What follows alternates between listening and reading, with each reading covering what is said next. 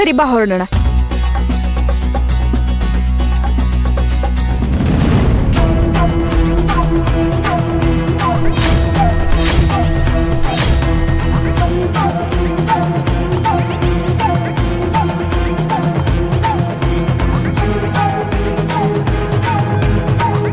ಏನಾಯ್ತು Sindhu?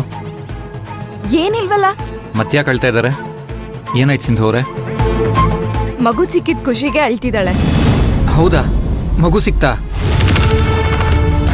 Thank god. ಎಲ್ಲಿತ್ತಂತೆ ಮಗು? ಹೌದು ವಿರಾಟ್, ಈಗಷ್ಟೇ ಅಮ್ಮ ಫೋನ್ ಮಾಡಿ ವಿಚಾರ ಹೇಳಿದ್ರು. ನಡಿರಿ ಹೋಗೋಣ. ಓಂಕಾರ್, ಮಗು ಎಲ್ಲಿತ್ತಂತೆ? ವೀರ್, ಮಗು ಸಿಕ್ಕಿರೋದೇ ದೊಡ್ಡ ವಿಷಯ. ಅದನ್ನಿಲ್ಲೇ ಮಾತಾಡ್ಕೊಂಡು ಟೈಮ್ ವೇಸ್ಟ್ ಮಾಡೋದು ಬೇಡ. ಬನ್ನಿ ಬೇಗ ಹೋಗೋಣ. ಹಾ, ನೀನು ಬರ್ತೀಯಾ? ಮಾವ, ಟ್ರೀಟ್ಮೆಂಟ್ ಬಗ್ಗೆ ಏನು ಹೇಳಿದ್ರು ಡಾಕ್ಟರ್? ಅದು ವೀಕ್ನೆಸ್ಸಿಗೆ ಹೀಗಾಗಿದೆಯಂತೆ. ಯಾವುದೋ ವಿಷಯನ ತುಂಬಾ ಮನ್ಸಿಗೆ ಹಚ್ಕೊಂಡಿದ್ದಾಳೆ.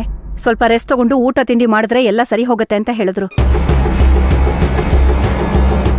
ಅದು ವೀರ್, ಭವಾನಿ ಅಕ್ಕನ್ ಮಗು ನಾಮಕರಣಕ್ಕೆ ಯಾವುದೇ ವಿಘ್ನ ಬರಬಾರ್ದು ಅಂತ ಬೆಳಗ್ಗೆಯಿಂದ ಒಂದು ಹನಿ ನೀರು ಕುಡಿದೆ ಉಪವಾಸ ಇದ್ದೆ.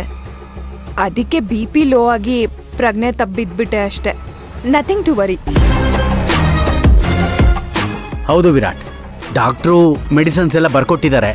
ಅದನ್ನ ತಗೊಂಡ್ರೆ ಸರಿ ಹೋಗುತ್ತೆ. Nothing to worry. ಸರಿ, ಹೊರಡೋಣ ಬನ್ನಿ.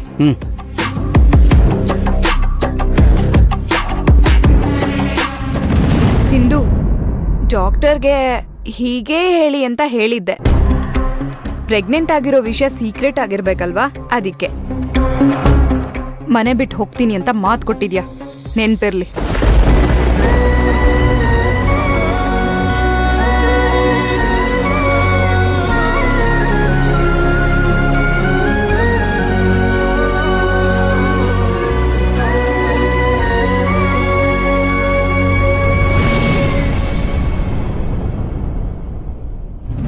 ಸಾಕಮ್ಮ ಭವನೆ, ಯಾಕೆ ಹೀಗೆಲ್ಲ ಮಾತಾಡ್ತೀಯ? ಪ್ರತ್ಯಕ್ಷವಾಗಿ ಕಂಡ್ರು ಪ್ರಮಾಣಿಸ್ ನೋಡು ಅಂತ ಹೇಳ್ತಾರೆ. ಈಗ ನಿನ್ ಮನಸ್ಥಿತಿ ಮಗು ಕಳೆದೋಗಿರೋದ್ರಿಂದ ಹೀಗಾಗಿತ್ತು. ನಾಳೆ ನಿಜ ಗೊತ್ತಾದ್ಮೇಲೆ ನಿನ್ ಮನಸ್ಸು ತುಂಬಾ ಪಶ್ಚಾತ್ತಾಪ ಪಡುತ್ತೆ. ನೋಡ್ತಾ ಇರೋ, ದಯವಿಟ್ಟು ಕೋಪಕ್ಕೆ ಮನಸ್ಸನ್ನು ಕೊಡ್ಬೇಡ. ಕುಮಾರ್, ಈಗ್ಲೂ ನಿನ್ಗೆ ಆ ಧರ್ಮೇಂದ್ರ ಅವ್ರ ಮೇಲೆ ನಂಬಿಕೆ ಅಲ್ವಾ? ಹೌದು, ನನಗ್ ನಂಬಿಕೆ ಇದೆ. ಕೆಲವರು ಬೇಕು ಅಂತಾನೆ ಇಂಥ ರಗಳೆ ಎಲ್ಲ ಮಾಡಿರ್ತಾರೆ. ಆದ್ರೆ ನಮ್ಮಂತವ್ರು ಗೊತ್ತಾಗೋದಿಲ್ಲ ಅಷ್ಟೇ. ಸಾಕು, ಇನ್ನಿದ್ರ ಬಗ್ಗೆ ಮಾತು ಬೇಡ. ಬೇಕಾಗೂ ಇಲ್ಲ. ಅದೆಲ್ಲ ಬಿಟ್ಟಾಕತ್ತಾರವಾ, ಮಗು ಸಿಕ್ತಲ್ಲ, ಎಲ್ಲ ಮರ್ತು ಬಿಡು. ನಡಿ ಪೂಜೆ ಕೂತ್ಕೋ.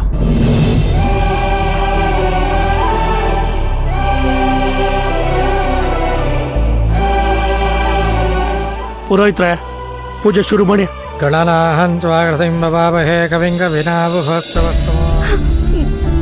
ಕಂದ, ಎಲ್ಲಿ ಹೋಗ್ಬಿಟ್ಟಿದ್ಯಮ್ಮ?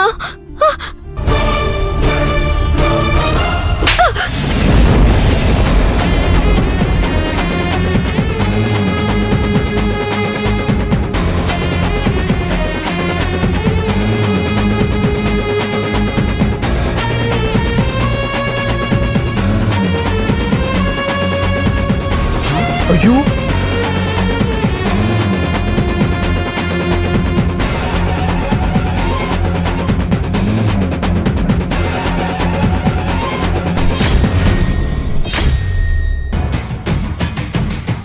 ಎಷ್ಟೇ ಧೈರ್ಯ ನಿನಗೆ?